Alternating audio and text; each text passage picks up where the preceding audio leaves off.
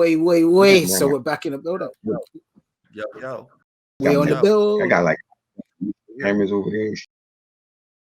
Fuzzy man, like a little.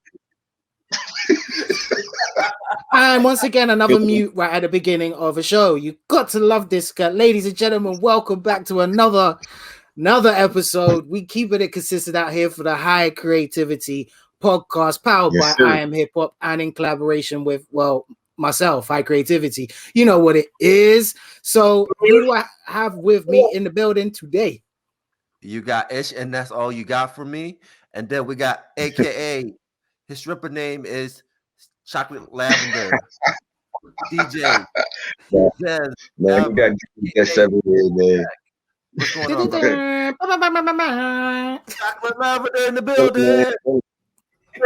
Shit, I wish. That sound like a check coming. Guy, it really does. Oh God, you seem so foreign. I heard the power comes from the hair. That was over with in the 90s, man. Weren't you the extra in Stella's Got a Groove Back? Nah, that ended when Lil Duval cut his off. Matter of fact, if I ended when Busta Rhymes cut his shit off too. No, I think that happened with stress. To be honest with you, think about everything in life they have to deal with. Them plus. But no, so everyone's we clear. So yes, a familiar face in the building, as he was previously known on his screen name as C Stats, but now he is what's the best way to say it? Reincarnated. He has come from the ashes like a phoenix. He has fought the vid. And we have Des. There's Ever in the building, and yeah, man, for real. So what we're gonna do before we kick off the show, because we've got, well, once again, quite a few bits to cover. DMX's Celebration of Life, which happened yesterday, a very touching. Well, just before, I can't even call it performance. It was just a touching moment, to be honest with you. I feel so gracious that they allowed the public also to be a part, at least a small segment of a part of that. And plus, we're going to talk about our usual, as we always do here. And I've got my rant, as usual, ladies and gentlemen. You might like this one, you may not like it. I don't really care. That's why I'm ranting. But we're here for conversations. If you're not hitting us up, then what are we supposed to do? And don't forget, like, comment, subscribe, share the video. Ring that notification bell, ring a ding ding, or ding ding dong. Dre told you. So you know every time that we're posting something new, because I see you guys. Yeah, I'll become one of them. Look, I'm looking at the analytics, but we're not holding you to it yet. We know it's taking your time. You know, we're not like the predator in the van. You know, because Ishmael come to your building or your home. Yeah, I know where you live. See what I'm saying? Right. So right before we cut.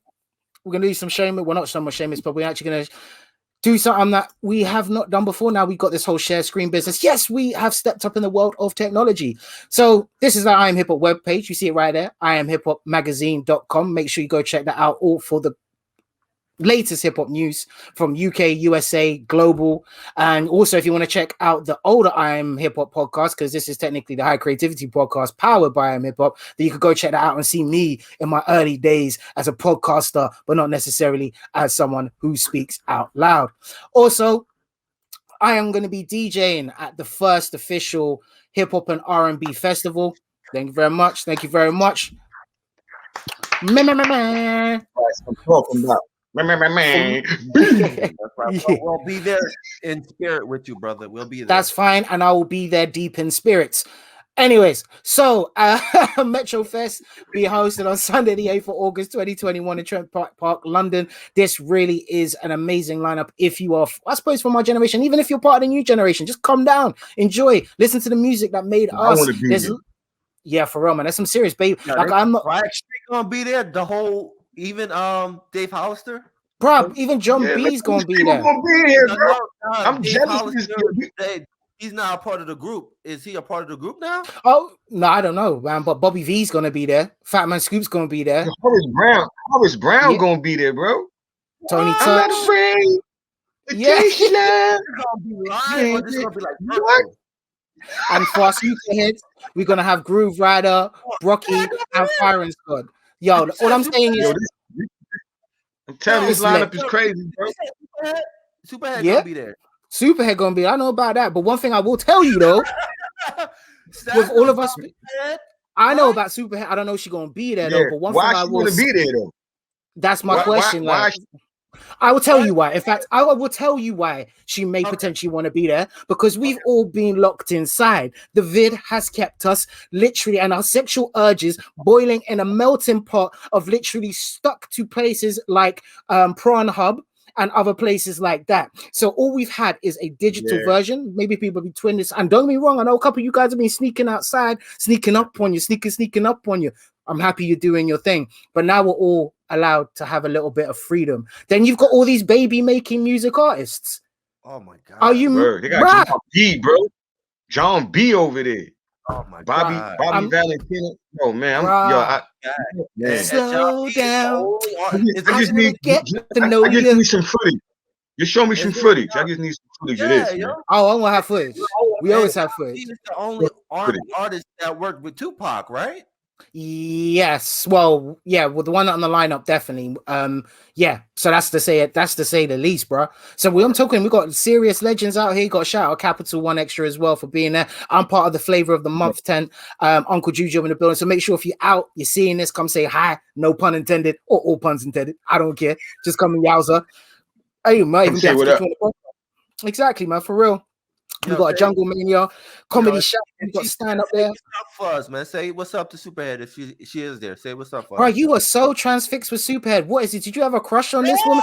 You like groupies, isn't it? You like groupie. See, Ishmael's that one in a group that love the groupies. She has an awesome personality. Real talk. She, yeah. I'm but like that. Yeah, okay, fair enough. Talking from experience, I guess close friend, I'm guessing. Call me. Right, and then the last bit of the plug here as well is the Mixcloud. So mixcloud.com is free to sign up. You don't have to sign up for the premium bits at all, but here you can check out the IAmHipHop magazine, where I'm doing the collaboration with the Loud Bass one, IAmHipHop magazine. It is called the Real Vibe Show, but now it's being integrated into the High Creativity Show. You can come check that out. You can also hear the DMX tribute. So if you just want like quite a long period of just DMX music, and also me being a bit wazy, I'm not gonna lie, because it's not easy, man, when you're connected to an artist like that. And I'm also got another show tonight. Also, if you're an artist as well, send me over your music. If you like it, we'll spin it. That's how we run it, and that's what we do here. So, and if it's whack, we're not gonna play it. If it's whack, we're not gonna play it. Just to let you know, don't send no whack stuff. Of course, and please, if you want feedback, I ain't got time to break down how you should be doing what you're doing, but I'll keep it polite. Look, we polite out here. We show love where love is, and the same way like X did, you know, we need to focus from this particular point, especially in this day and age. I know there's a lot of talk. We need to love and spirituality, and we need to be together. We need to start but there is actually some real solid truth behind all of that. And the less that we're all fighting and scrambling for the same thing, and realizing, you know, if we have a small cake, we've got something to work with. Take your crumbs, take it to your corner, and see what you can build with it. Long story short. But anyways, here we are again, ladies and gentlemen. We're back in the building. Yes, we are. Back in the building. Be with you, brothers, man. I love you guys. Real talk. I love you guys are like my therapy session. You guys, and then also every Thursday when I get with the Real Dads Network, you guys put stuff in perspective. You guys start my week on a high trajectory. So I just want to let you guys know that, like Chocolate Lavender always says, you got to give people their sloop and flowers. So you got to give people their flowers while they living, man. Yeah, that's the lavender right there. But I don't know about chocolate soup. That sounds like fondue to me. Who got the strawberries? Who got the strawberries? Thank you, candles. Make it happen. Let's make it happen. Chocolate lavender candle. Let's make it happen. Let's make it happen. Crazy, man. You know what? All rights reserved. All rights reserved. Cut chocolate lavender. Cut him the check. Shit, man, I need a check. But now, and you're right, Ish. I mean, and Swizz Beatz said that yesterday too, man. On the the ceremony, you got to give people their flowers while they living. And shout out to to everybody that I tell this to on a regular, man. I mean, I'm a big and there's another book too. If anybody's into reading, I'm a heavy reader. There's a book called Tuesdays with Maury. and it talks about this. Yeah, Yeah, that's it a talks. great. Yeah, and it talks about the whole giving flowers while we living. You know, because he was, he was on his deathbed, and but I ain't gonna tell you about the book, but just go read that book, man. But it's always good to do that. Always good to, always good to give people their flowers while they're living, and if you got loved ones, tell people you love them, man. If you're walking down the block, I always say this too, smile, man. You never know what somebody's going through. You only have to know this person. You smile at them, you can change their life. Simple as that, man. So live on. I'm happy to be here. I'm actually indoors today. Every show we've ever did, I was in my car, outside. So this is the first time I'm actually literally indoors. So, there it is. There it is. JuJu brought it up for you. Get that book. It's a good book to read. I read it some years ago and it's stuck in my mind. I read this book like maybe 6 years ago, and it's never left my memory. So Tuesdays this morning, we go read that book. Mitch album. I don't know if I said the last name right, but An Old Man and Young Man in Life's Greatest Lesson. Get it. Go read that, man. But with that being said, how y'all doing, man? JuJu ish, what's going on, fellas? How y'all feeling, man? I'm good, man. How you doing, JuJu? Yeah, busy week. Slowly, as if you've been keeping up with all of our podcasts and such, just pushing towards the new line of clothing and also art and posters, working on my NFT game, been really pushing with that. And I'm not gonna lie, man, it's definitely been a push because now I've got through the basic designs. Well, this is going to be these ones. There's a whole bunch that I need to kind of redesign before I digitize or vectorize, as they will call it. And going forward now, I'm having to think like a designer. Like, what do I want on the sleeves? What do I want on the back? How do I want this version to look? What kind of color variations am I going to do? I've got it pretty much stuck in my head. And also, bearing in mind, if you want to support now, you want to get stuff at an affordable cost, that the stuff that I have available, make sure you check out highcreativity.net now and make a purchase, because this new stuff, I'm not selling for cheap. Know your worth, man, for real. I ain't looking to no bargain basement stuff. If you really want to support, you gotta do. Facts. So you telling us early that you about to be wealthy in a minute, because that NFT, you see how much that stuff is going. You see the bread people making. Yeah, I know. And this is a joke. It started as a joke, and people making billions of dollars, bro. But that's the thing, though. It's like with anything in that nation. I think this is the thing. It's like where we was talking with Light Skin yesterday. Shout out to the Sound Mind podcast as well. And he's like, he admitted, I'm one of those people who want more information before I jump into something. I'm one of those type of people that I will sniff it out. I will put something on, like you would, put a little something out there, see what happens to it, and see how it then recoups and works as it does. I'm not looking to jump on any bandwagons. For me, I think during even this time, it's probably one of the better outlets, because as COVID is brought onto our table, a lot of people are doing clothing and t-shirt designs, and everyone's trying to make a quick buck. There's podcasts left, right, and center, and you better believe I know that most of your podcasts and this stuff is going to drop off once the world opens up again. I ain't trying to throw no shade out there, but this for us is, like I said before, this is our therapy session. This is what we do. This is what we enjoy doing. So, and this is going to happen in some way, shape, or form. And if you don't believe us, go listen back to the Chronicle when we mentioned the Chronicles of a Hip Hop Legend on the last episode, or episode 2. Go check that out, or the actual official Chronicles of a Hip Hop Legend show on when we was named the No Name podcast. But people are making stupid dough of that. But also at the same time, yes, I am. But all of that money isn't just. It's how you make what I said about investing and who you invest it into, and how we use that to build and make something from it. And as we all know, not everybody can be a rapper the same way. Not everybody can be an artist. Not everybody can do something, but there's something that everyone can do. And that's also what I want to invest in, because, as I say, one nation under God, I believe it's James Brown. No, it's not. Is it James Brown who did that one? I'm not too sure. One nation under a groove. That's it. One nation under a groove. Not a God, right, groove. All right, man. We're gonna revoke your license, man. George Clinton. Revoke my license. Okay, George Clinton. Thank you very much. Wow. Right. First of all, ladies and gentlemen, right, let me break this down to you guys, right? You see how this man is literally in my life right now, yeah, full of all popping off jokes. He thinks that all of this is stuff that I've been talking about this week. I'm emailing people. I'm making sure that we got people on the podcast and such. I'm making sure that everything we do is going forward. And my man literally want to clip me on a George Clinton reference, which I'm going to clip myself at the end of this anyway. So don't worry about that. I'll beat myself up. Thank you very much. Nah, man. It's all No, I know. It's all love. It's all. Here's a virtual hug, man. There you go. You feel better?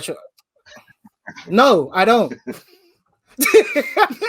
Shots were fired. It's like, here, I just shot you. Do you want a hug? how does that work out? Tell me. So tell me. That was that commercial with some Sour Patch Kids. First they're sour, now they're sweet.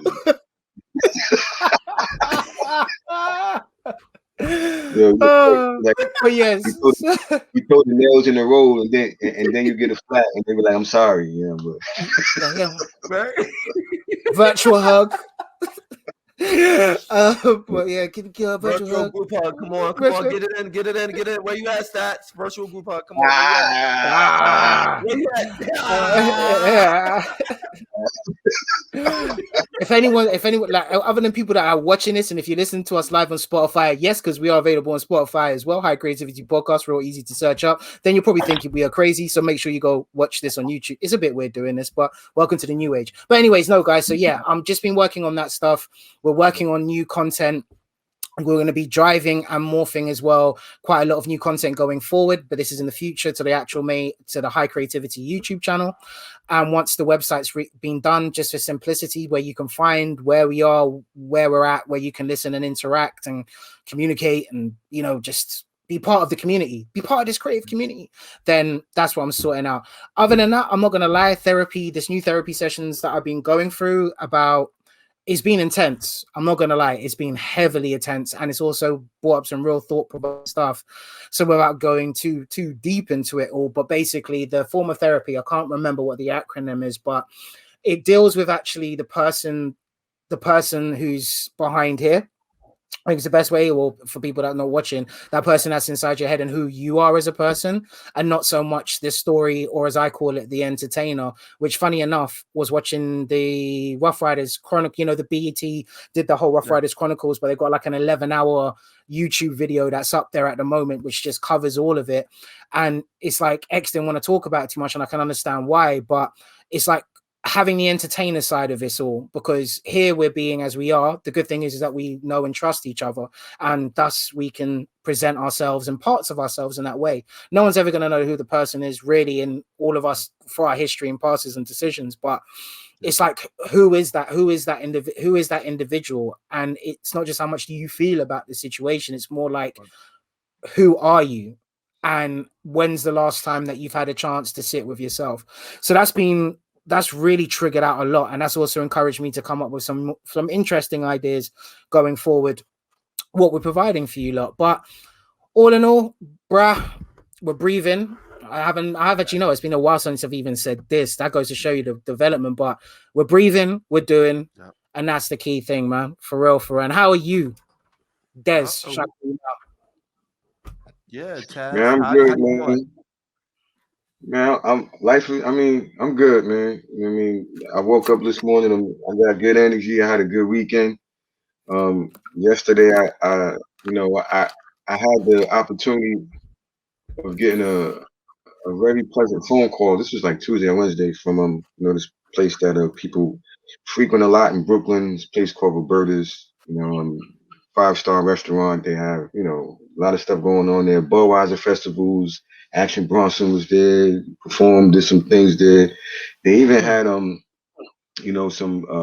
political campaigns that were run there. But we did some stuff there maybe a couple years ago, and I became like a regular there. Eating, summertime drinking, tiki bar there, just having a good time. But with COVID, everything shut down. So it hasn't really been the same for like maybe a year.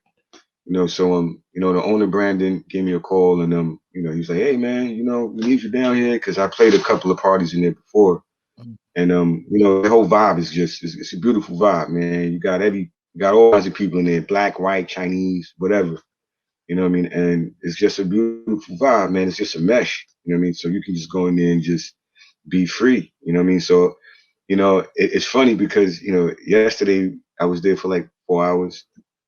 And it's crazy because Roberta's is the only place ever as a DJ where I had a 4-year-old request a song along with a 68-year-old.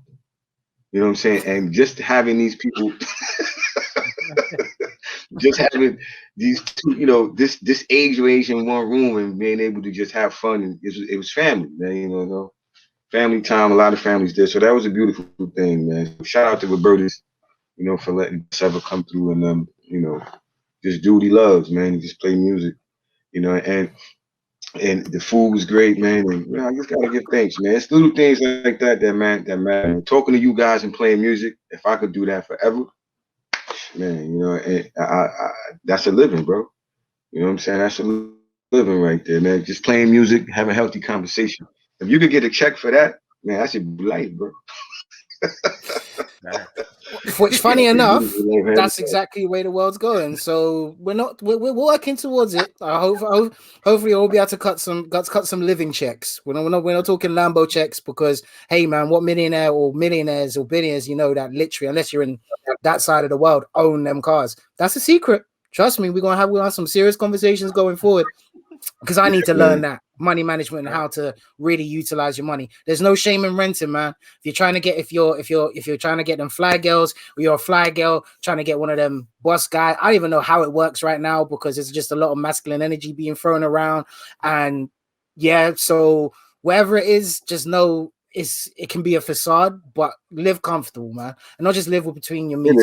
I don't really like that. Just live comfortable. Yeah, bro. Don't regret. Yeah, I know people got the money that still take the train, bro. They will never buy a car. Yeah, facts.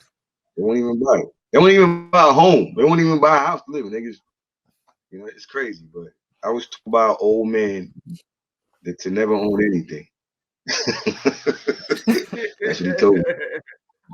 That's, in fact, let's expand on that. In fact, you know what? That's a good way to start on this before we dip into the usual hip hop kind of convo stuff. That's quite an interesting concept, though. Don't own anything. And if you want to, and I'm gonna go a bit left with this. So if you think on a spirituality sense, like in this whole ultra modern spirituality, not forgetting about how spirituality really started in the depths of Africa, which now are bad juju, bad voodoo, yeah, whatever. Screw you, like real talk. I'm just gonna put that out there. Yes, shots fired. Do your research, but it's quite interesting, that whole concept, because really and truthfully, do we really won't own anything? Because everything's a produce of the world. It's not to say like if you put 2 and 2 together, but in order to get 2 and 2 together, there's a process of things that have to be done to get that in the first place. And then when you look at, and then now going a bit more back to the right, think about the people that really have that money in the world, right? How much do they own? The most things that they do, as far as I'm aware, I'm not saying that they might not have a nice house, but when we see nice houses, we look at it in the cases of mansions. So our retrospective is people like rappers or artists or entertainers who have these grandiose houses. But then we look at how, Tyson, when he lost his house, how many other big sporting heroes and entertainers have lost all of their property, and they've put all of their money into those things. Then you look into the case of like most of these other people get driven around, or if they do drive, they might have like classic cars, things that retain like a high profit. And it's more of a, I've always wanted one of these as a kid, or one of those kind of things, rather than investing in like one of these new modern like machines and things of that nature. And yet they're the ones who seem to be consistently not in trouble. Look at COVID. We were out here suffering. If you've just bought yourself a house, bought yourself a car, you wanted to impress, you got your wardrobe right, and then COVID hit, and now your money streams all effed up. What do you do? So I like that. Man. It's a and later on, even on the show too, later on we can probably even bring some people on, that are great with finances and talking about that stuff. But man, it's a real thing out here, man. And I don't think people really look at these things per se, and really take interest in it, or because who knew who knew all this was going to happen? Like nobody knew this was going down. So disclaimer. It's a crazy thing. For those that believe in the pandemic, and those people that believe in the pandemic, we're just going to make sure that we separate those two together. But the thoughts and opinions expressed on this show are ours and ours alone. Okay, so don't ban us. Don't ban us, YouTube. Just saying. Yeah. Personally, I don't know, man. It's just bananas. It's bananas. Ish, where you at, man? I love the fact. In fact, I can't wait to put this one up. He's just got these like this stop image. Stop motion. Like stop motion graphics. That last picture was just brilliant. Him with that large heart smile. I was like, yeah, okay. You're like, see all that smacky be out here talking. That's crazy, man. But I mean, it's true, man. But I'm just happy. Like, I mean, I'm just happy things are going back to normal slightly. Lag time right now. Yeah, your lag time is crazy. That was the Matrix. You went to the Matrix. That's crazy, man. Oh That's man, crazy. But no, sorry, what I was talking about earlier. Well, let's finish before you crack into it. Yeah. You're saying things are slowly opening. Yeah, and I'm saying like things are slowly opening, but like yesterday was good to just be out. You know what I mean? And see. I mean, everybody was still socially distant. It was a big yard, but I see things are opening back up. And let me ask you guys this: the things opening back up, right? Do you feel that is a risk that this whole thing may just rush back to where it used to be, or do you think opening back up is just going to make us, slowly get back to normal and everything will be, it'd be like a 50,000 packed arena again, stuff like that? Because if people are saying that the more we open up, the numbers are rising again. So, like, what do you think? You think it's going to be stable or? Go on, Ish. I'll let you start. Okay. I wanted to finish what I was going to say earlier about, we don't own anything, but I'll go to this one. No. Start with the going owning and we'll bridge off to that. That's not a problem at all. No, what I was trying to allude earlier before we went through the Matrix, damn you, Neo. But what I wanted to talk about was how, we don't own anything, but it goes back to that idea of, I don't know if you remember that song, Bob Dylan. You got to serve someone. You're serving someone, whether it's the Lord, the teacher, your parents, you got to serve someone. And sometimes our ideology comes from serving somebody. You know what I mean? Right. And so because of that plays a critical role in not owning anything, because you don't own anything. Because again, it goes to that premise of you're serving somebody. You have no ownership. If you think about it, if you're serving someone, you don't have ownership of yourself. Right. So that goes back to that philosophy. You don't own anything, because if you're serving somebody, that means everything that you're influenced by is by that person you're serving. Whether it's a good thing or a bad thing. I need a soundboard for just bars. That's man. That's what I wanted. That's what I wanted to say. Even but we were in that Matrix, but that's what I wanted to say. But going to your question is that I think it goes back to: do you want the economy to go back up the way people want it to go, or do you want to worry about people's lives? Well, there's nothing. There's nothing in the middle. Yeah. Nothing in the middle. Yeah, I think that's why they open shit back up, man, because people losing money. You got to make that money, man. You know what I'm saying? Like, you got to make that money. But again, question is, who is losing the money, and who is starting to make? Who's it starting to affect? Because tapping into big boy, exactly. And the next biggest pandemic that's we're going to be facing is the case of mental health, because you got to think of it. We've been literally forced to stop. If you are creative, we're actually like, are you being for real? You mean you're giving me this time to explore the things that I want to explore and also be able to create and do? Yeah, okay, cool, man. Say no more. I'm in yard. I will do what I need to do and get things done as I need to. Perfect example. Yeah, I'm plugging myself. Despite going through everything that I did, despite having to go through therapy and all these other little motions and stuff, I would never have been able to, even this to start as it did. This is the reason why this didn't start at the beginning of the pandemic. It wasn't because I'm now, jumped on the bandwagon too late. It's because I also didn't want this to be based off that anyways, right? But then furthermore, you got to now think about it. Loads of people now are having to reintegrate with each other. Some people are still heavily paranoid. COVID is still a real thing for them, and it is still a real thing. It's not going away. But do you know what I found funny, right? I came across an article on, when you get those news, news little alerts on your phone. And there's talks about making Boris Johnson's out here talking about making a pill for the COVID, for the vid, so you don't have to get the injection. Then he got basically put to shame by the medical professional director or whatever, saying that's just never going to happen. That's not the case. But they then turn around and said, it's like, oh, COVID is here to stay. And because since the vaccination, which is a good thing, despite how many people have had adverse side effects and how many people have, still passed away from taking it, whether you see that as collateral or not, they were saying is that now COVID isn't the leading case in deaths, well, at least in this part of the world. So then that makes me ask the bigger, the same thing that everybody's been talking about. So what's happened to cold and flu season? Is that because we haven't been integrating with each other, but this thing is still been running rampant in that same sense? So without going too far into that rabbit hole, the thing is that COVID's still going to be a big thing.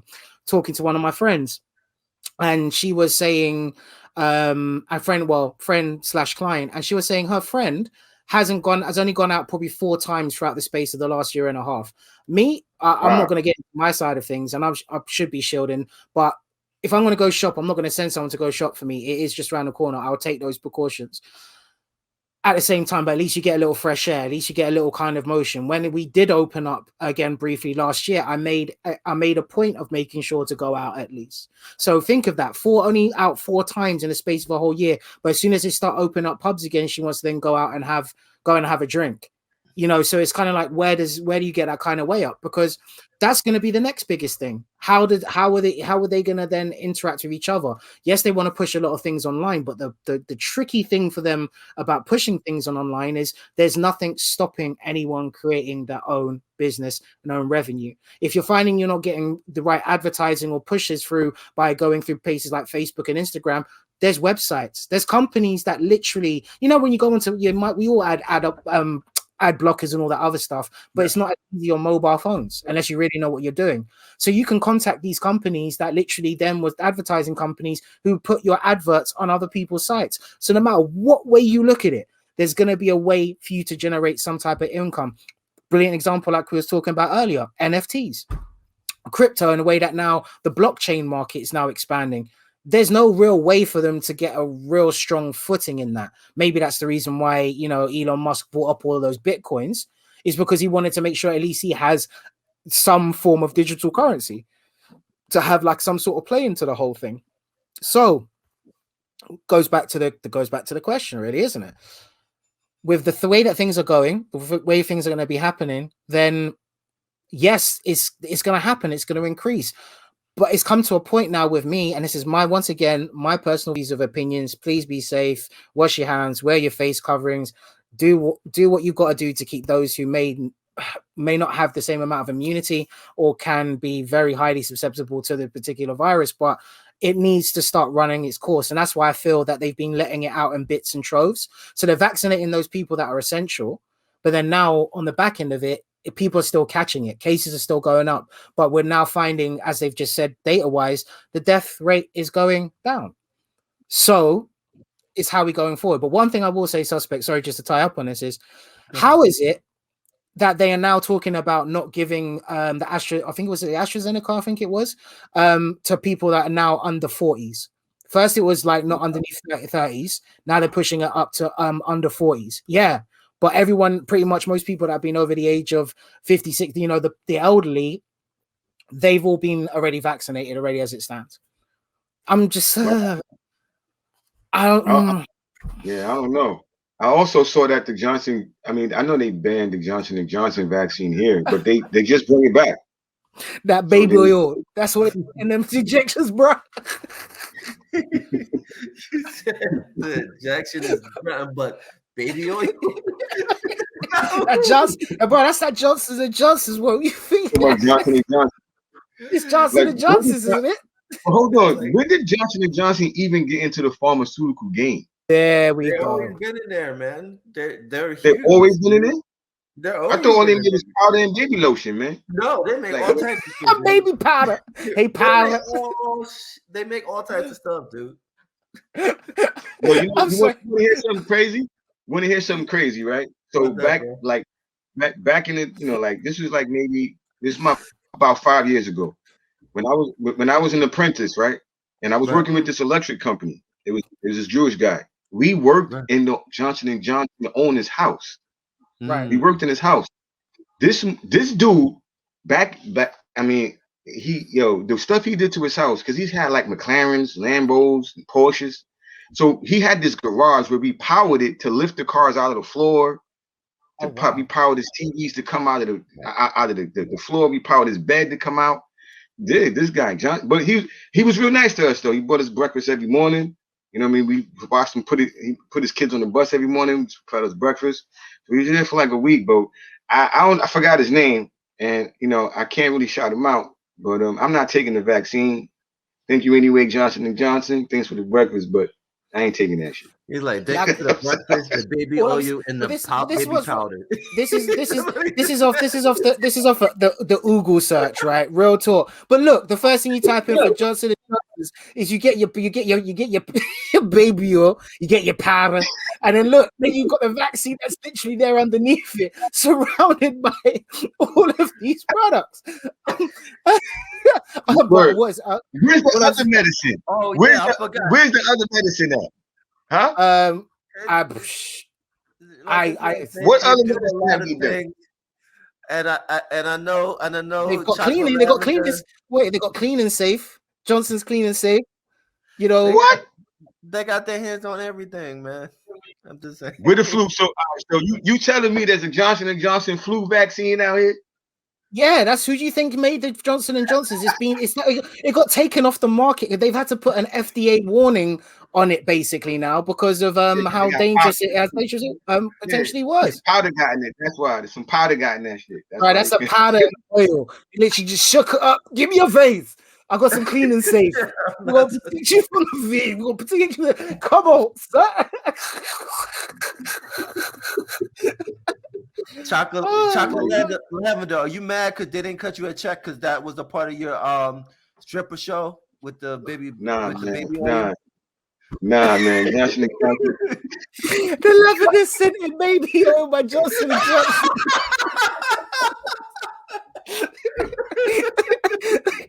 Look, keep that shit, man. Sorry, sorry. Keep the baby oil and the money. I don't want it.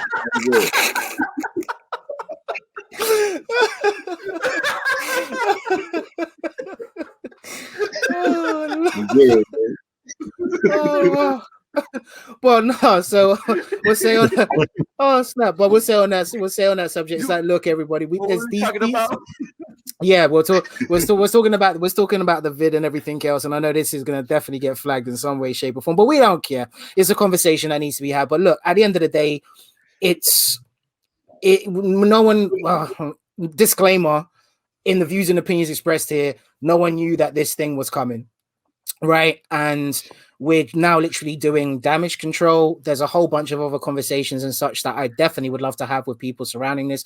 Whether you think it's conspiracy based or not, I just like the conversations because the truth is that we don't actually know. And a lot of these big corporations and companies and anyone that's above our quote unquote pay grade or above that glass ceiling, whatever they're doing, we'll never find out. Why do you think like Edward Snowden is like he has to hide out?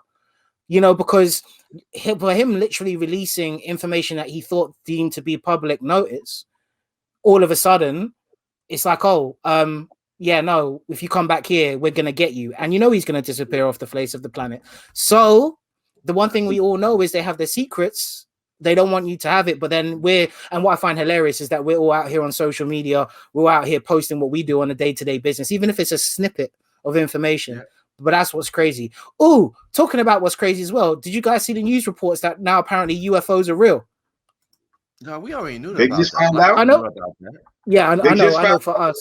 I know for us. Behold the Pale Horse and all that other stuff. But what was it? I think it was a Russell Brand. Shout out to Russell Brand as well. Him doing his thing out there.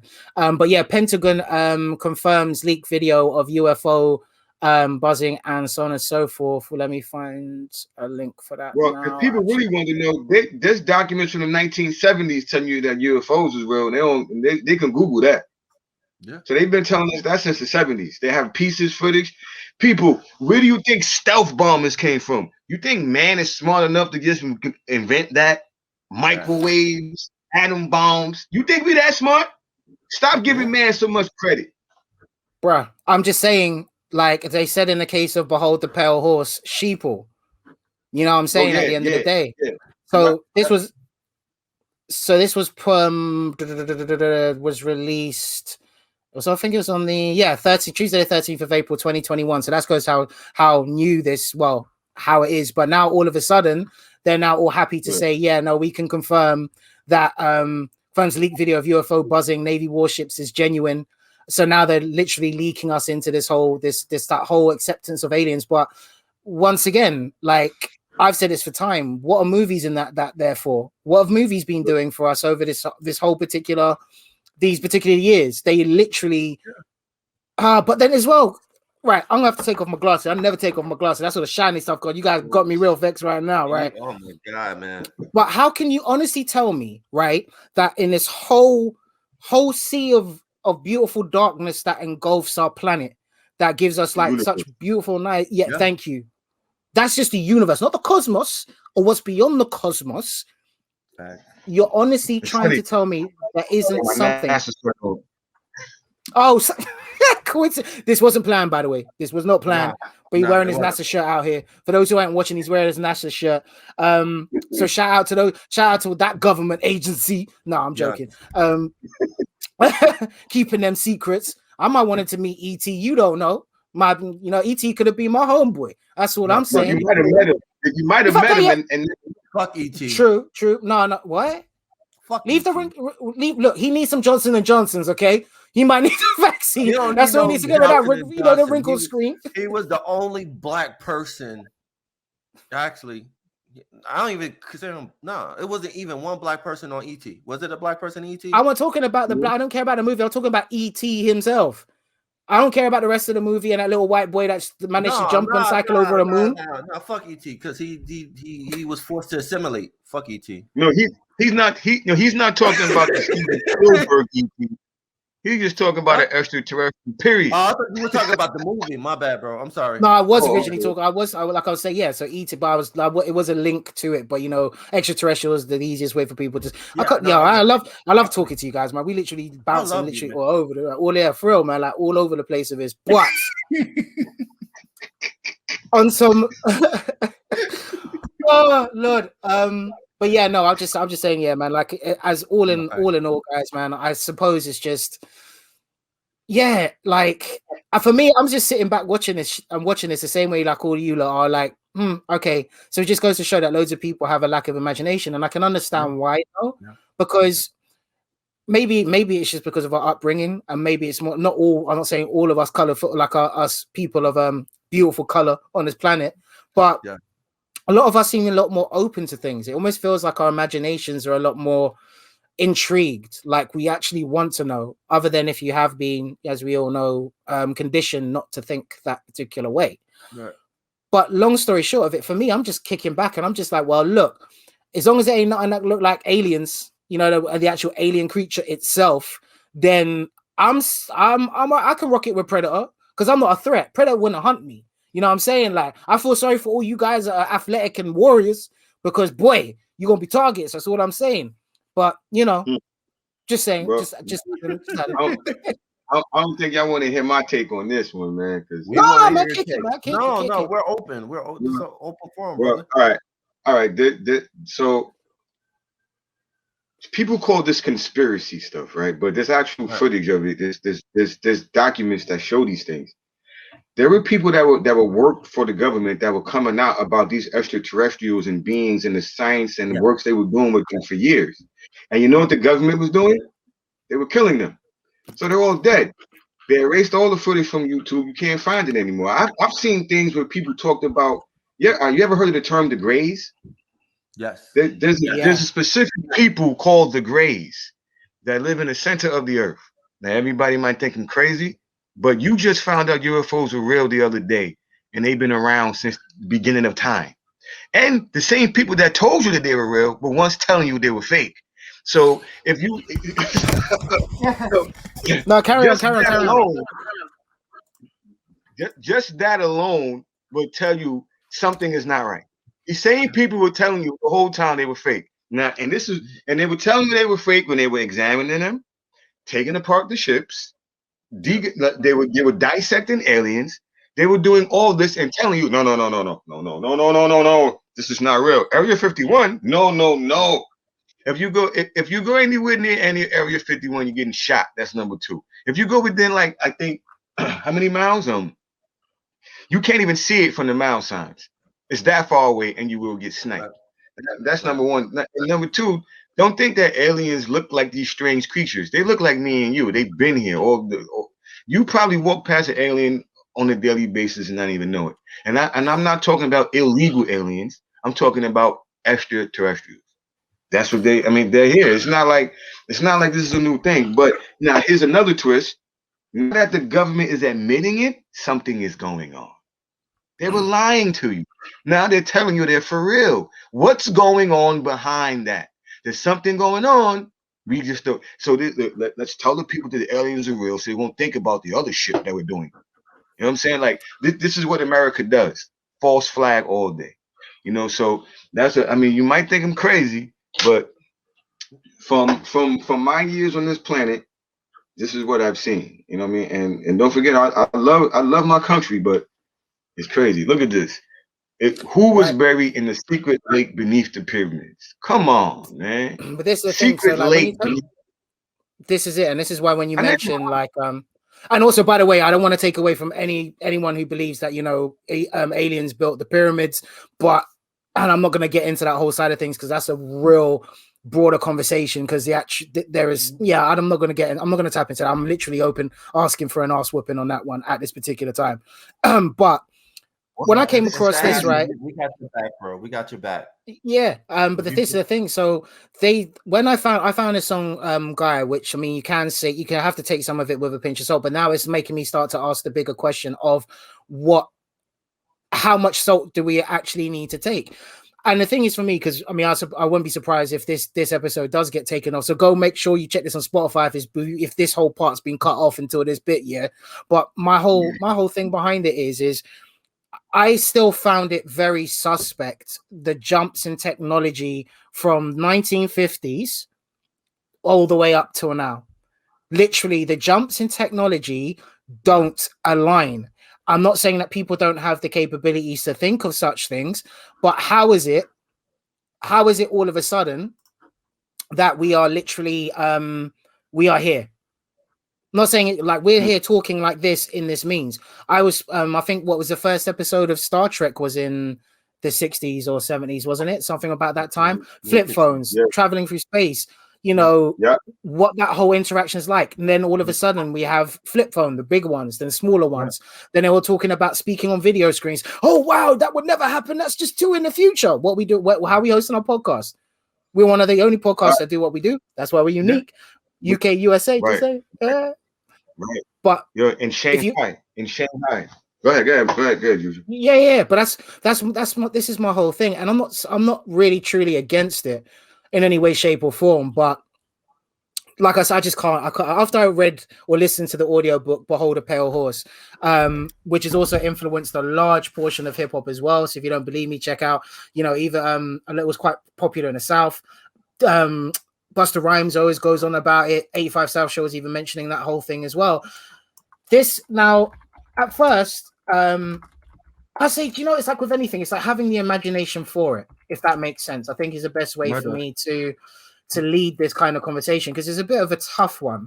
Because how you with this, some people could just tune out now and just be like, oh my god, these guys are absolute whack jobs and whatnot. But look what's just physically look what's just there we go. But look what's just physically happened, right? When I saw this, I couldn't believe it. I was like, oh, what? Now you guys are confirming that that they're real and such. It's like, come on, son, like for real. But this book here, and because he did work for intelligence, I believe, on the Navy and whatever it was. Yo, man, some of the stuff, and you think when you start kind of even stripping away what we could think of what they. It's like almost being told what we know, so then they backtrack a little bit. But when you start to really break these things down, it really does make you think. And I like the way he does end it to say, it's like, well, even if the UFO thing was all a was all just a cover up and a hoax on a certain side of things. The true reality of the nature is those people who have built that glass ceiling, they built it for a reason. Hence why when you asked the question earlier, now what things are opening up, how do you think it's going to affect people? It's like I said, it's like the economy suffering. Whose economy is suffering? Because it's not our economy. Like I'm luckier here in the UK because we have additional support for people who are in my position and such, and they are giving us something in order to get us through. A lot easier than what you guys are going through over there, having to wait for stimulus checks and even putting out those was it PPE loans, and people, there's that woman that basically made a GoFundMe for a PPE loan as well because she created a fake business. Yeah, she misused the PPP. She misused it, and the feds were after her. And now she wants people to stop eating that acidic food, man. Like people going crazy out here, man. Like sorry, say that again. Rewind that again. Let them hear that. Rewind, selector. Rewind. Stop eating that acidic food, man, because this is melting brain cells out here, bro. Like what? Yeah, I can't even begin to come on, man. Like, and it had to be one of us too. Come on, man. Like, how you gonna scam the government and then scam the people to help you scam the government? Like, who does this? So, I don't know. Like, she don't even, that's not donkey of the day. That's like asshole of the year. You know what I'm saying? You just made it bad. You're not even a full donkey. You're just the anos. Yeah, you just the anos. You don't even deserve the rest of the mule. You just you're just anos. You just the anos. You're the ano. You're just the hole. Crazy. The donkey hole. Like it's crazy because if you're really an entrepreneur and you're really out here trying to do business, you know how hard some of these things are hard to get, bro. And you have somebody out there just abusing it. Like I don't I don't get no help, no stimulus, none of that.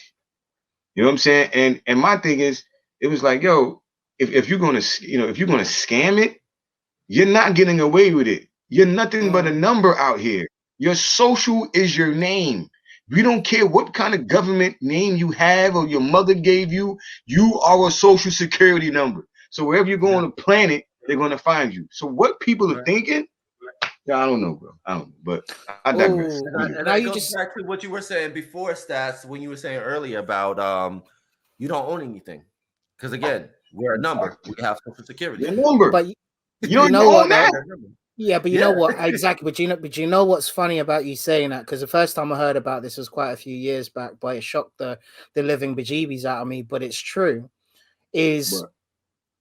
That especially it was in the States, is that your on your birth certificate, that number is your tradable stock number. Yep. So you're basically something that's effectively tradable, which then made me ask the grander question and going across, especially with the Western way of the world, because you know how they ran and everywhere else. It is what it is. I choose not to speak on that. Don't want to have no ninjas or any like kung fu warriors coming to my doorstep, is what I'm saying. What was that? Or like suddenly talking out of sync. What was that? I'm about to get fucked up. Where is my dialect? But yeah, all jokes aside, but it really did start to make me really think about it, especially with the way that we've been literally treated and how this whole COVID situation has really opened a lot of eyes and confirmed a lot of things. And especially with this whole wanting people to get chipped situation, which, yes, in some ways an ease of life. I know we tapped onto it last episode a bit, but when you really think about the whole chipping situation here, it just feels to me like you're making us cattle.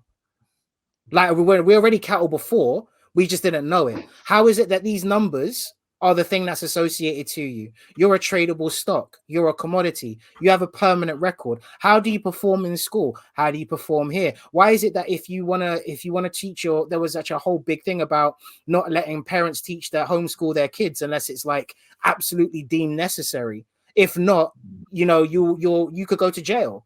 because you don't want your child to go get taught in that education system. So it makes, and a lot of people, listen to this, it's like, oh yeah, but how do we succeed? And how do we do this? How do we do that? How do we do anything to begin with? Real talk. We're all acting like we don't have those abilities within us. When you find these new artists, it's not the record label that's singing, are they?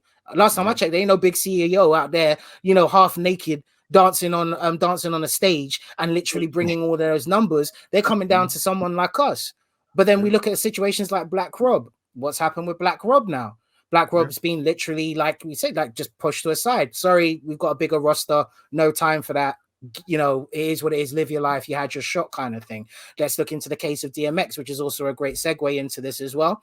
So we don't lose too much of a track. But it's the same way with yesterday with what Swizz Beatz was saying on the celebration of life on DMX. So make sure you go check that out on YouTube. I thought it was absolutely beautiful, real heart-wrenching. I'm not gonna lie, I was a complete mess. Okay, real men don't cry. Yeah, well, okay, cool. You bust up your tear ducts if you want to, and go hurt yourself even more. And we wonder why we have so many mental health problems and stuff. But I should have said DMX. So this is from Complex Magazine. Shout out to Jordan Rose for putting this together. So this is obviously the clip. We don't have audio at this on this particular point. We also don't want to get copyrighted for it. So just reading through, DMX's memorial service took place at the Barclays Center earlier today, and it included touching moments from the late rapper's mother, children, and their entire Rough Riders family, except for Sheik. But we know Sheik don't really turn up to, doesn't really kind of do these kind of things anyways, but shout out nonetheless, Mr. The half-face gorilla cover. During the service, Swizz Beatz took the stage to share his thought on his dear friend and express why he deserved more love when he was with us. So Swizz Beatz says, words can't describe our loss, but our gain is heavy as well, because we got a real serious person upstairs that's looking down on us. And that's what's going to guide us through our journey. Swizz then got into how frustrated he was that people weren't there for X when he was alive. I wish all these people showed up for him when he was here. You got thousands of people claiming who they are and tickets and things like that. This man needed everybody. He didn't need everybody when he's not here. He needed everybody when he was here. And we have to learn to celebrate each other while we're here. Going back to what Stats has said from there's a said from Jump, give people your flowers and also be, give them their roses, and Soup. So then he went on to say, I don't want y'all to show up to my ish when I'm gone, unless you always showing up while I'm still here. I want to be sent off with the same love that I had when you were standing next to me. The things that I'm witnessing from my brother's passing was a big educational thing for me to learn. I'm glad to see it at this age. A lot of people aren't your friends. A lot of people aren't your family. That really resonated like hell.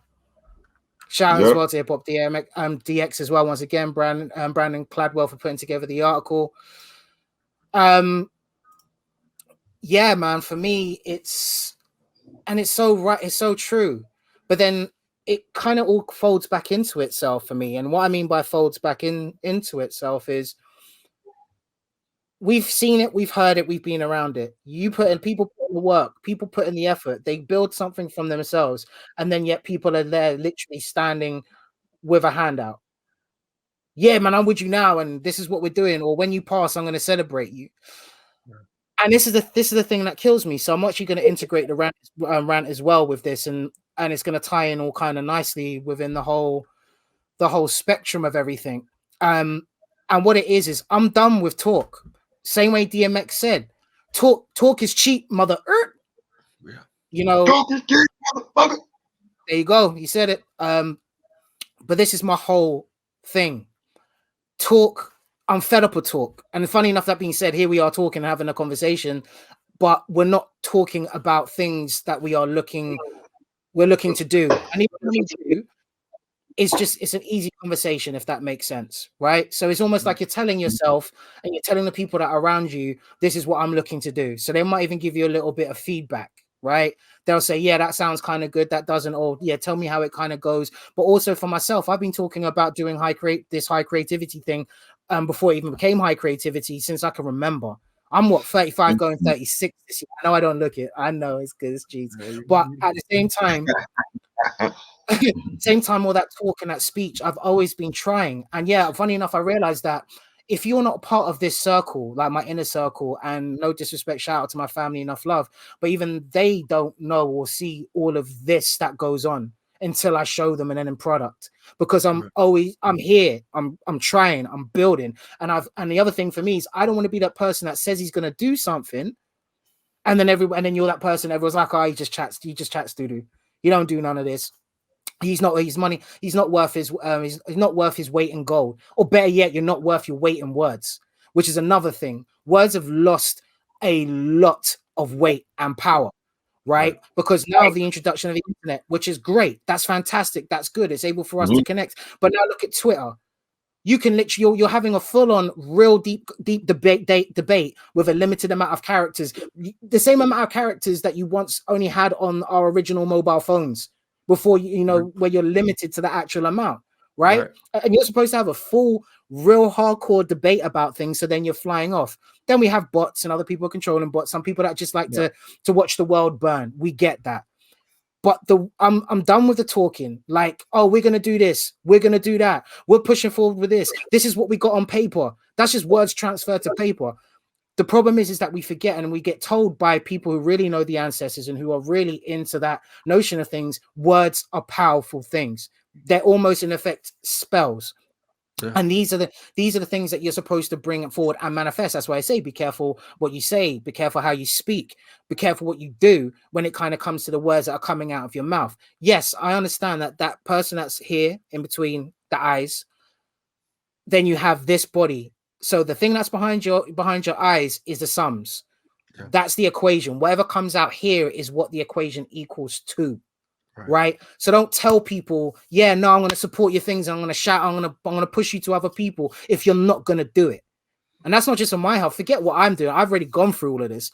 People who are actually physically doing at the moment, all the ones who got my back, those people who are like, I like what you're doing, man. Hopefully this will get you pushed up. Hopefully this will get you whatever. People will tell me, is like, look, I don't have the money to invest. That's what I do. Like, even when I had Tremendous and did you pre-order the album? It's like, as much as I'd really like to, but I'd rather be open and say, it's like, yo, you don't know my finances at the moment. Play it off as a little joke, but it was true.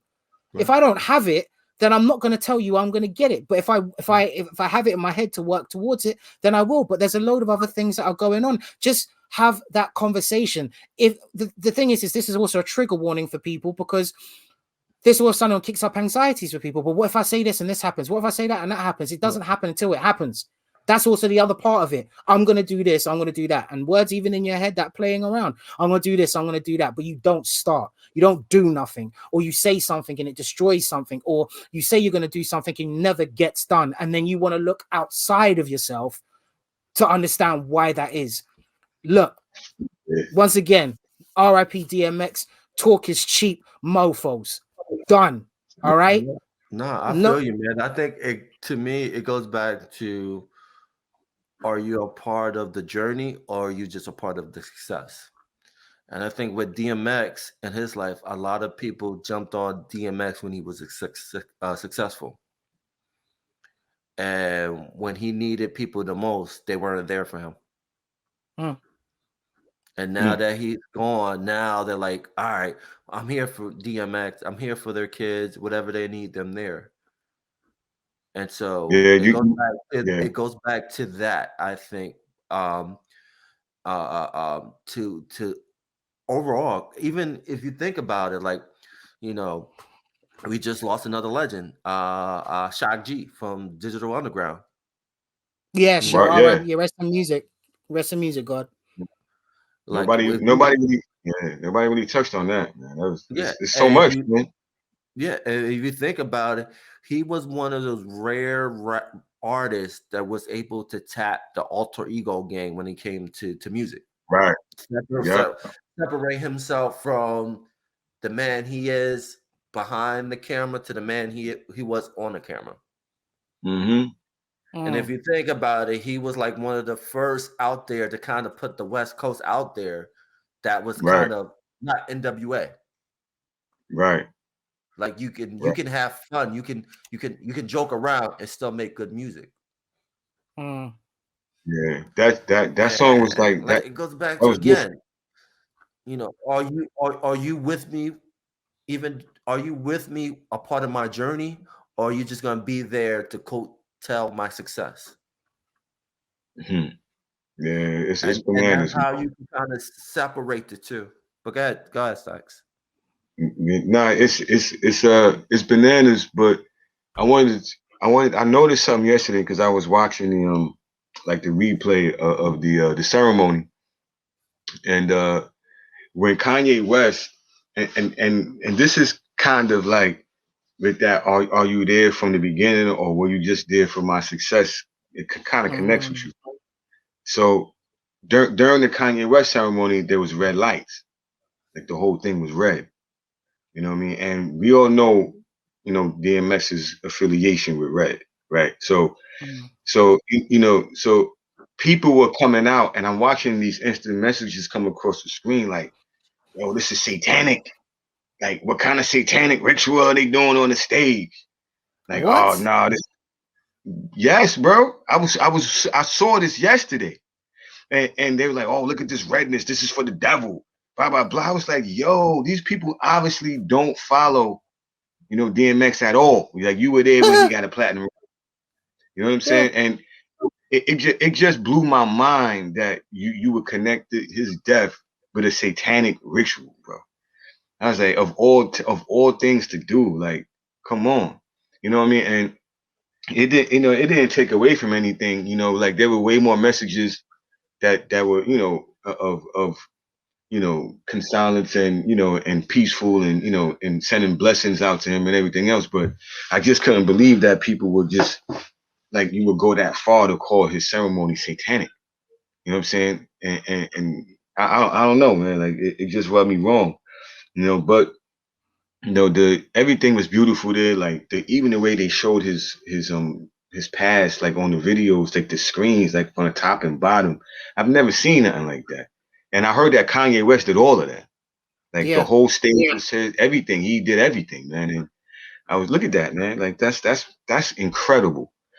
So for the way he went out, you know what I mean, and the amount of people that showed love, I just want to say to those people that thought his ceremony was devilish and whatever, like stop eating that acidic bullshit that you eat, man. Like once again, I gotta tell you this, man, because y'all bugging the fuck out here. Like, why would you even feel this? If you saw the amount of people that were downtown Brooklyn by the Barclay, you would know this man touched plenty of souls, and he touched souls that matter of fact, if you want to call it a ceremony, he was touching souls that were already eaten up by the devil, and the man himself told you what he was dealing with. So how could you even? I don't even know how you can even get there. Like to me, DMX wasn't really an artist. It was more personal than that. You know what I'm saying? Because he was a humanitarian to me. I see him as a humanitarian. Do you know what? I think he was the perfect example of what the nature of humans are, and especially humans who have been forced down the path of what he has. And no one can try and question me on this, because if you want to look at the struggle of any person of African descent within Europe and within the States in the Western world, for him to get to where he was, that's the outcome. One, he never shied. He listened to his music. When I was doing a DMX tribute, I remember he was talking about the track about a woman, right? Or aping a world, because I might have to edit that out. But at the same time, it's like, but then when you're listening to the actual music and everything that he's doing, he never actually went ahead and did these. I mean, yes, we all know he did crud.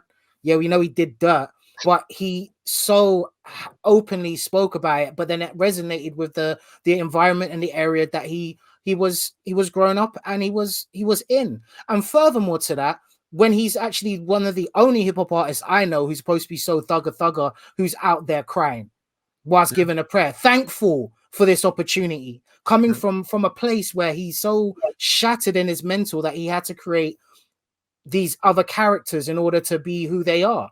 And I know from a slight aspect of having the entertainer, having that person that's always needs to be on the front. Yes, okay, I can do this. I can be while she's still behind in your head. There's a whole bag of things going on.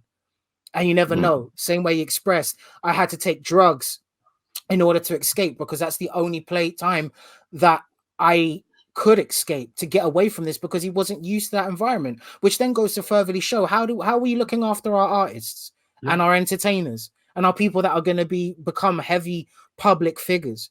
There's no training, there's no support. Once again, goes back to what Stats was saying on the last episode and has mentioned before, is having a union. And if it's not just a union, then we need to have a collective. Furthermore, you want to tap into our artists, you want to push our artists' music, you want to make money off our artists, and not trying to, we're the ones making them up, but we are literally here to support them. No, they're not going to go and do, they're not going to go and do 30 shows back to back because you want them to.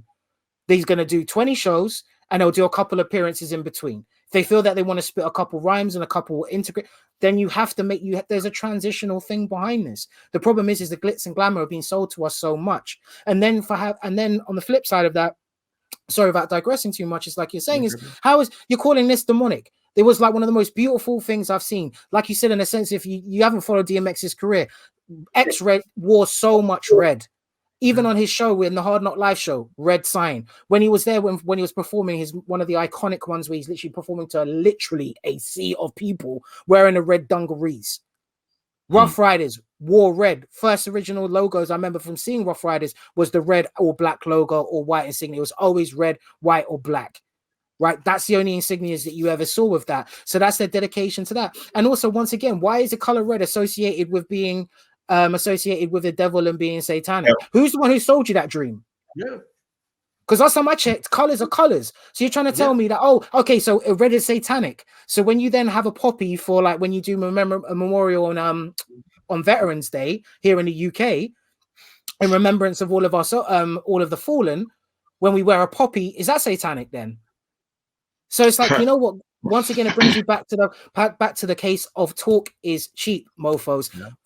Now, real talk. Think before you speak. Why do you think I kind of I stutter and I go about places? Because I'm trying to find the right way to express it without literally just going blah. You know, and it's not because I don't want to sound like an idiot. Like, look, if you think I'm an idiot, I'm an idiot. That's completely your perspective. But at the same time, it's like you're allowing yourself to be taken away into a place that distracts you from you. Deal with yourself first. Deal with your own inner demons like this man struggled with. Then come holler at me, dog, or get at me, dog. Real talk. Come back to the playing field. And even for the same case, like you rightly said, how many people's this man's life had touched, and even Shock G's. The Humpty Dance is like one of the most renowned songs in hip hop. I could still drop that in most places, and Des being a DJ knows as well. Want my chance to do the hump, do the Humpty Hump, do the Humpty Hump, do me, baby. You can drop that song on any genre, any club, anywhere on the planet, and they're gonna go crazy, you know. My chance to do the hump. Like he changed the game with that one, man. But I mean, like I don't know, man. It's just so many. It's just been so many deaths, man. This past couple of months in hip hop.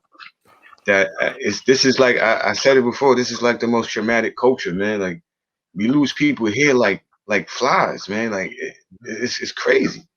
You know, you can look at rock and roll, R&B, classical, you know, orchestras. Nobody is dying like they do, like in the hip hop culture, man. And we can't even say this is all from bullets. This is all from bad health, I mean, it's a lot of shit.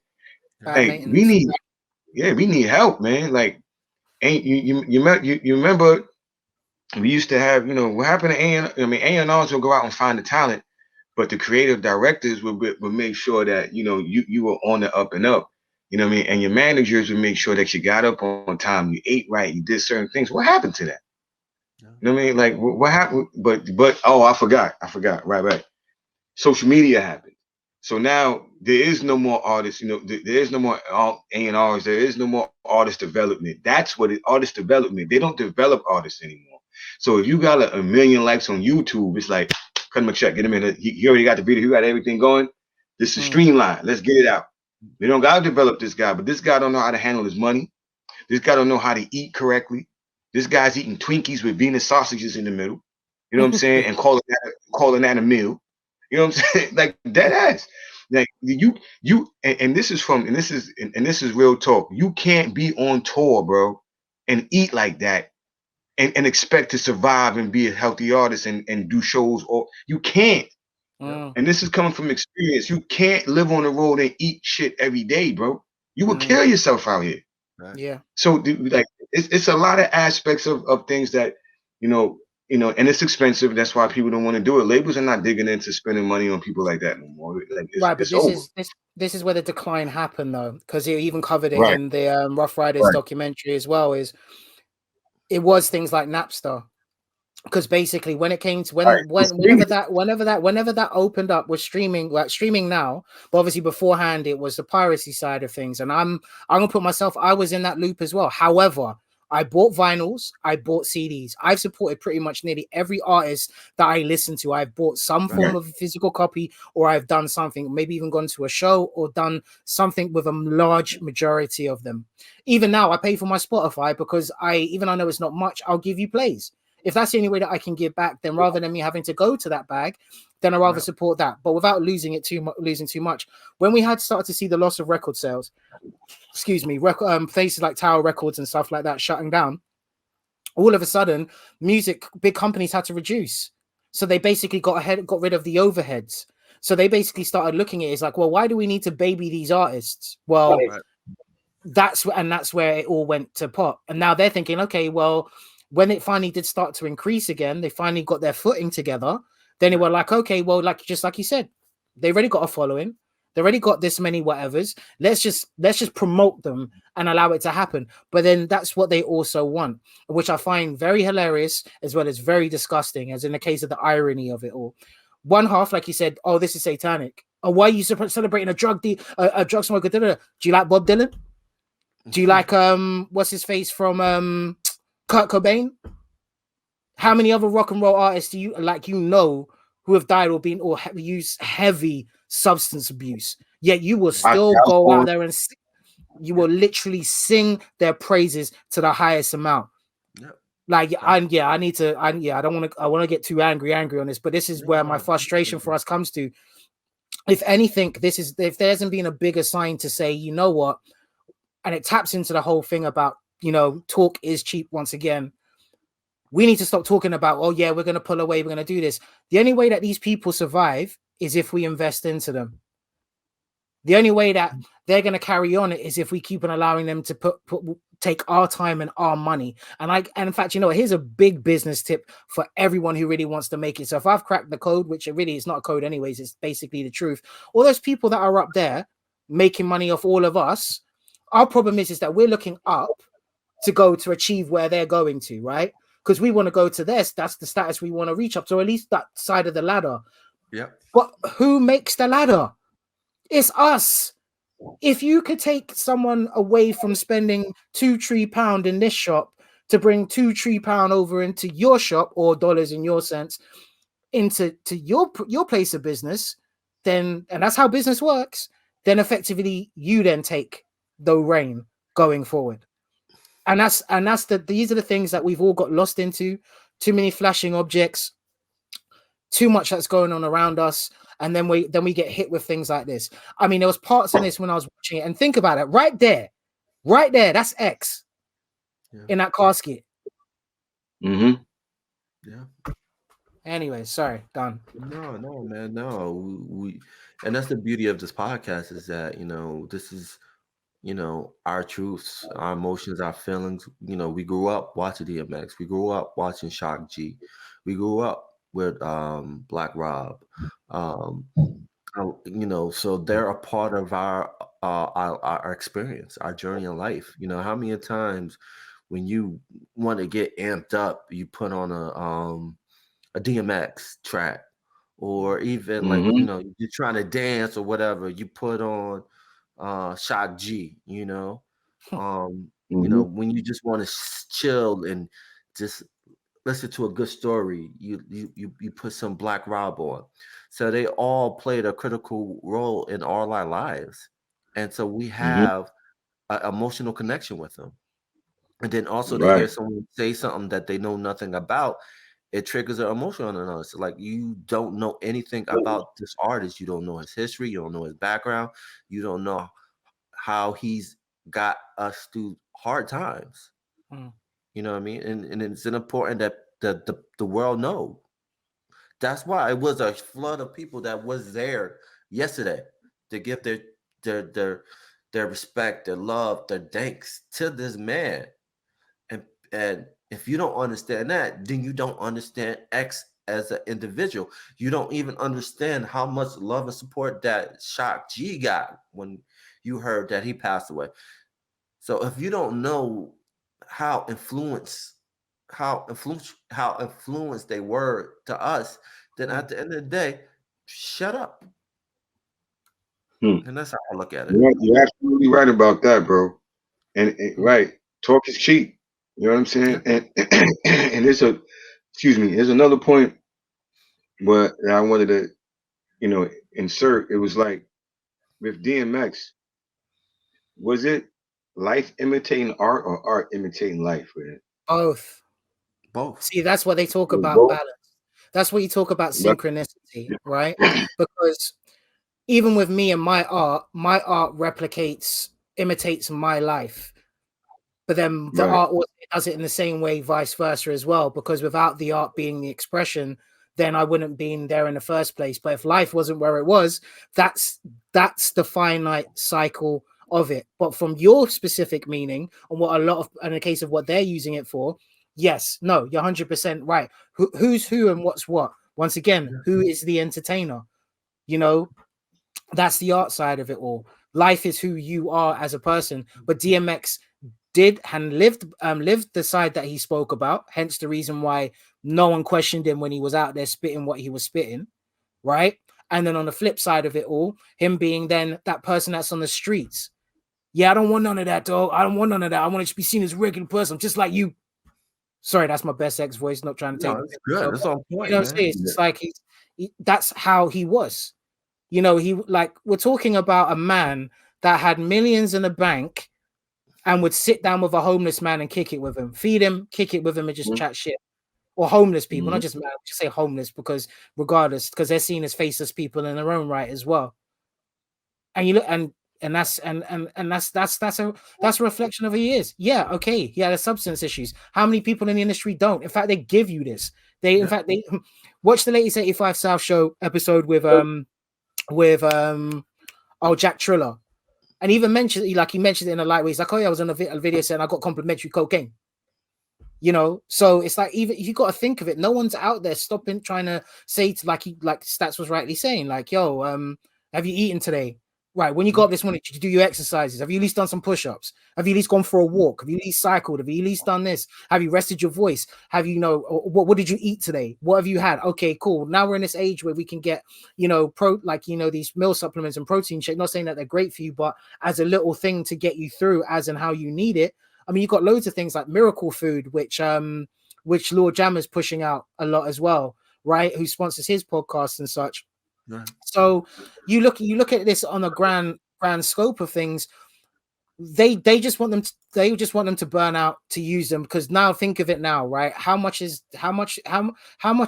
are labels and people who own DMX merch now? How much has that gone up? How much has that now become memorabilia? Yeah. Mm-hmm. And if you ask me, I think that Swizz I think something happened with his estate, or his royalties or his masters, something. And I think Swizz was talking to that. You know what I'm saying? When he was saying that, you don't want people handling your affairs when you're gone. You want your family dealing with it. And I'm gonna make sure his family is right. He was talking about a situation that was occurring, bro. I felt it. And he didn't feel too happy about it. Basically, to me, what Swizz was saying, all y'all motherfuckers is fake, and everybody want to take over DMX shit like they was always around him, and y'all ain't give a fuck about it. That's what I felt. That's what it felt like to me. Like the man was suffering for all these years. Y'all ain't give a fuck about him, man. You know what I'm saying? Now all of a sudden, like, oh, everybody, he loves him. And I mean, what can you do? I mean, like we say, we give the flowers to the living, man. And shout out to his kids, shout out to his whole family. I know they're gonna, they're gonna live beautiful lives because their father did so much for the people. He did it, and we were saying yesterday that DMX was like the reincarnation of Black Jesus. You know what I'm saying? Like this is how people felt. You know what I'm saying? Like Like if you didn't follow the Bible, if you didn't know about none of this stuff, you actually looked at like for younger generation, you actually looked at this man like, wow, like this is like, you know, the perfect example of someone that I could follow. Because me myself, I can't follow nobody that's just talking good shit. I gotta know you've been dragged through the mud. I gotta know you're genuine, man. I gotta know you went through this shit. And then I could be like, yo, that man, yo, he's saying some shit. You know what I mean? Like, you're just not gonna pop up on the screen with a smile and be like, hey, I can offer you this. You know what I mean? I'm like, yo, get out of here. You're jokes. You know what I mean? So I think that's why people loved him so much, because he told you, like, yo, man, it was like raw as you can get. And that's art imitating life and life imitating art. You know what I mean? And they go perfect with each other. And, you know, and even with Shock G, I mean, this is something else totally different, but like the genius in the genius in that man. When I was younger, the genius, bro. When I was younger, I didn't know he was playing his own background singer in his own video. Yeah. I didn't know these. He was a don't remember.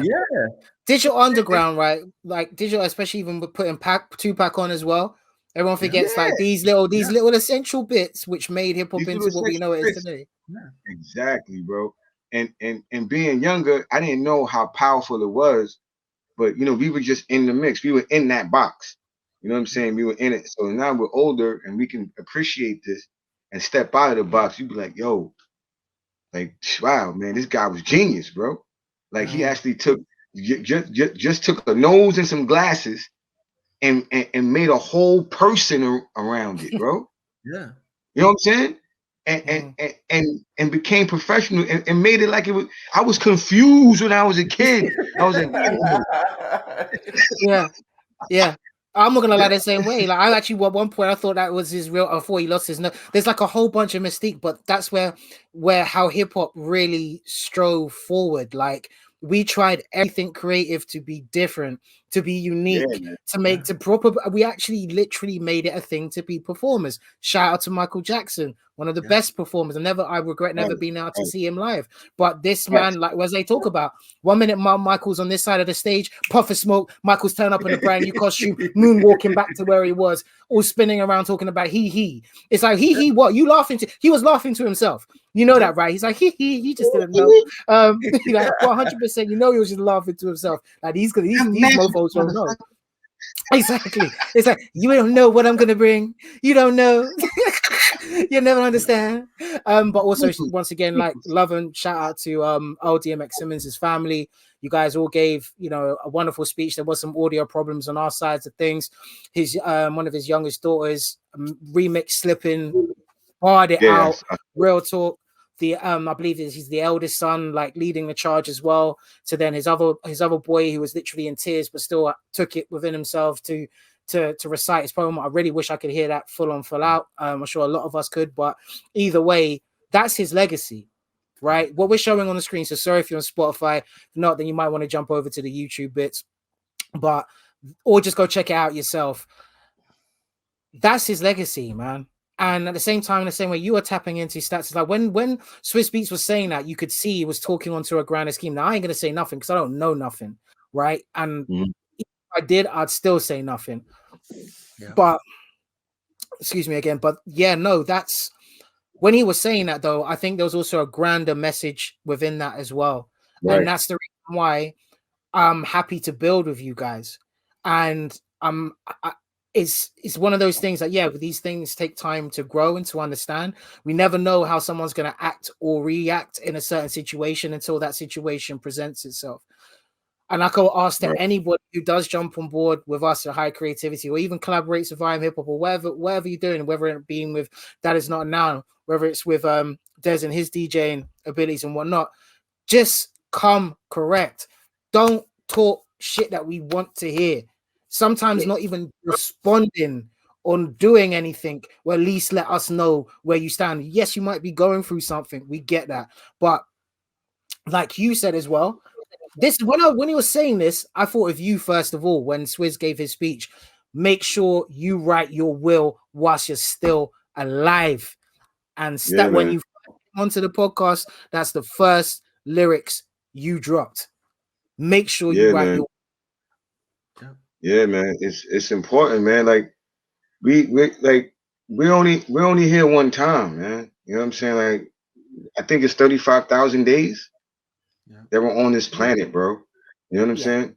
And yeah, and we gotta live each day like, to the fullest. I mean, give or take, you learn some things late, but like I said, man, give the flowers by the head, man. You know what I'm saying? Like, and I just keep doing that. I have to, man, because you never know when the last day you're gonna see somebody, bro. You know what I'm saying? You never know. So, you know what I mean? Like I said, I tell you guys, I love you guys all day. You know what I'm saying? And it won't Love even, respect. it won't even, you know what I'm saying? Like it won't even, it's a regular thing. Like, yo, you got to give this out. You got to spew this into the universe because it comes back tenfold. You know what I'm saying? You give love, you get it back. This is what everybody wants. You give love, you get it back. If I see one of you guys, doing something that I think it could be harmful for you, I'm gonna let you know. You know what I'm saying? Like, yo, bro, I don't think that's a good idea, bro. You might get mad at me. You know what I'm saying? But I'd rather you be mad at me for me telling you something. We could talk about it after that. But I can't just sit back and just let you, you know what I'm saying? Like, Yeah. come on, man. Like we got to come together more out here, man. So and you're right, Juju. Nobody knows what Swizz was really talking about, but the message was grand from that. You know what I mean? And that message would never change, man. So, live up, man. Live up and make sure you tell somebody to live too. That's it. Facts, man. Just live your life, be there for people, and write your own eulogy. Yeah. Right, And right. when you're gone, um, people will know your story from your perspective instead of getting other people's perspective on your own story. So if Yeah. you get something from the life of DMX, Shock G, Black Rob, Cautionary Tale, write your own eulogy. And when things change, rewrite it. Rewrite it 10 times, rewrite it 20 times. What how many times you need to rewrite it? But write it. So when you're gone, to have something that you wrote about you instead of from other people. hmm Yeah. I got some left field shit for y'all too, man. Some left field shit. Yeah. Let it out. And this happened. Yeah, this happened in Miami. I wasn't Okay. gonna bring Right. this up.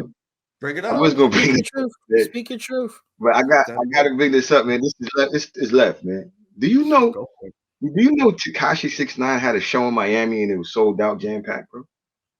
I'm not surprised. Yeah, it doesn't shock me at all. It does. So all right. So and this is coming from the whole where we say talk is cheap. Right. Mm-hmm. I'm making a connection here. So everybody was like, oh, Takashi, he's a snitch, he's a rat. Remember the whole rat campaign? Oh, you can't have this, blah blah blah. Dudes want to, everybody was like, yo, I'm gonna kill you, I'm gonna steal you, blah blah blah, this and that. And this dude is just outside walking around like nothing's happening. Now you're doing clubs and nobody's saying anything, like it's quiet for him. So Mm-hmm. I mean, I'm not promoting violence, and I don't wish any harm on the dude, but I heard a whole lot of talk, about what's going to happen to him if he ever get caught. And this dude just sold out a show, bro, jumping in Yep. the crowd Yep. surfing, like I was like, yo, but I'm not surprised. I'm not surprised, but it's just ironic. It was just like, wow, man, like you just basically smacked everybody in the face. You know what I Mm-hmm. mean? And and he said something like, I haven't. Nobody has seen me in a while. Money doesn't buy happiness. I'm very unhappy. I'm basically trying to find my truth. Some shit he said, and I was just like, damn, man, like it's just bananas how you could take this gift and do everything with it, and then on the other side you can take it and just be lost and not knowing where you're going at all, man. It's crazy, but that ain't really had nothing to do with anything. But No, I no, just no. wanted No, to it throw that did out. that. It did. No, It did actually. no, I appreciate you bringing that up because I see him as no different from work with me with this thought. I think of him as the Joker.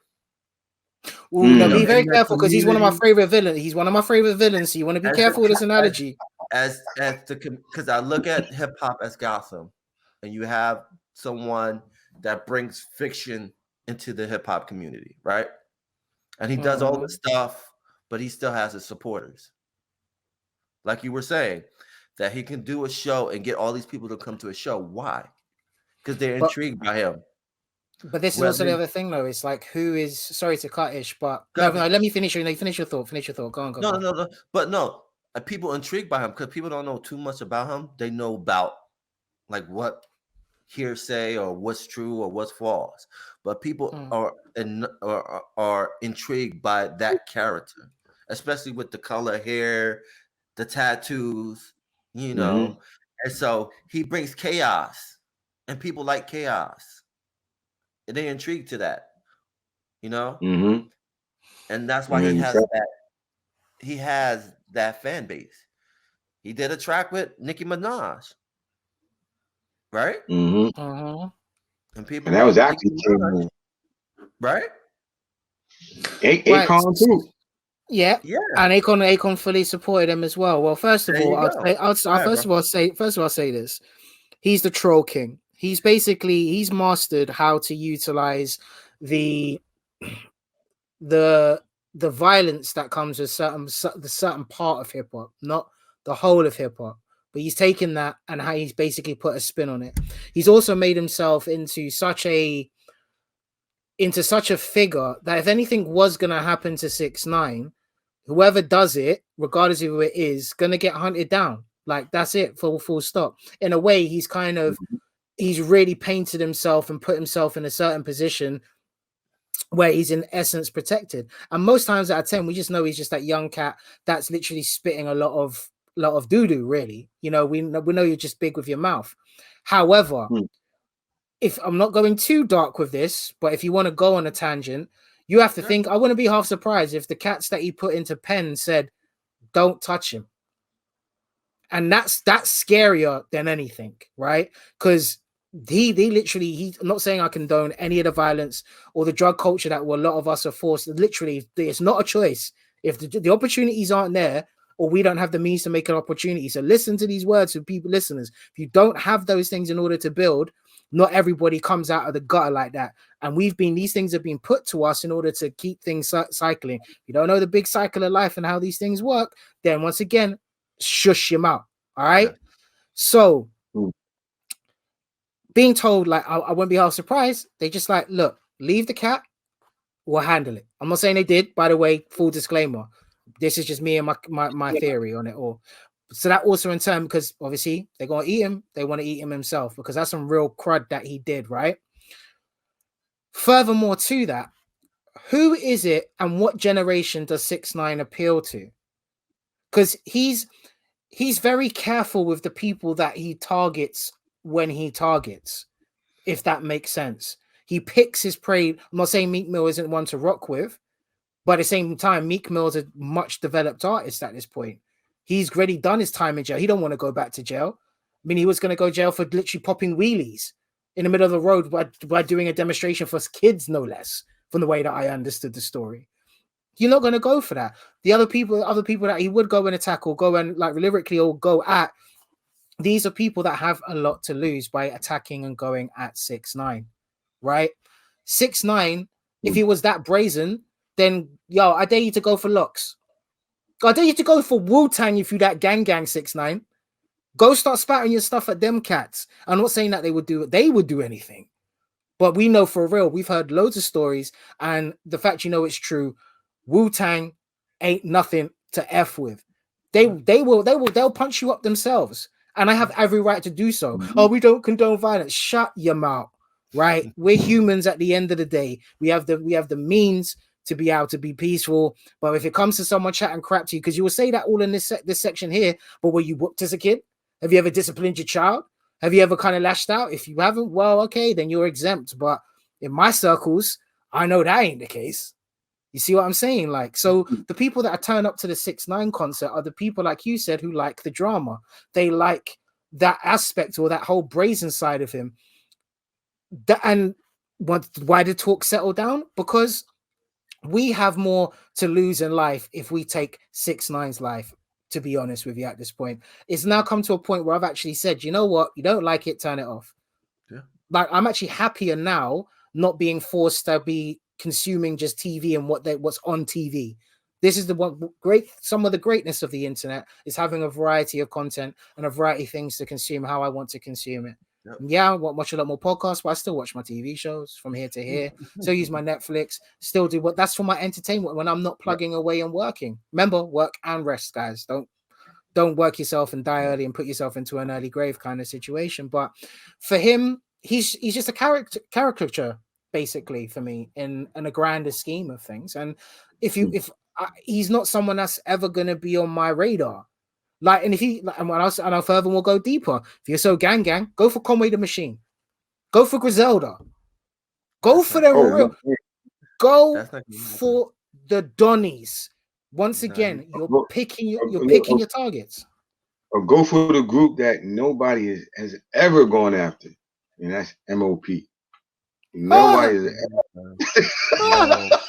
Or better yet, I wouldn't say all of. I'll say Onyx as well. Forget the little 50-50 side of thing. But if you really want to cut, no disrespect, love you to like, I love your music, everything, Fredro. But go for Sticky. You think you're that 100? Go for Sticky. I'm not looking to drag you guys. By the way, disclaimer again: we're not looking to drag you guys into a beef. We're not looking to spark a fire. This ain't none of these levels of conversation. We're just literally presenting it as a fact. Is like, look, if you're the same way of picking and choosing your battles. Yeah, he's like, this guy's never lost a fight. He's had 30 fights and he's always won. But every time when you look at each fight that he's had and the people that he's been with, this person injured somehow. This person's smaller than him somehow. This person's got one arm. This other one had one leg, but he ain't never lost a fight in his life. So it's a matter of perspective. Okay. No, you're 100%, bro. You're 100%, man. Right, guys. Well, anything else so we can before we tie up the show at all? That's an intense show, actually, man. Covered a lot. Yeah. Well, tell everybody. Yeah. Tell everybody, stay motivated. If the motivation is not a look, it's something you got to do all day, every day, like eating and taking a shower. Somebody asked me, like, what does motivation look like? I was like, well, it can look like anything you want it to. So stay motivated, eat it up. You know what I mean? Do what you got to do. Stay healthy. And remember, talk is cheap. And if you don't know what you're talking about, shut up.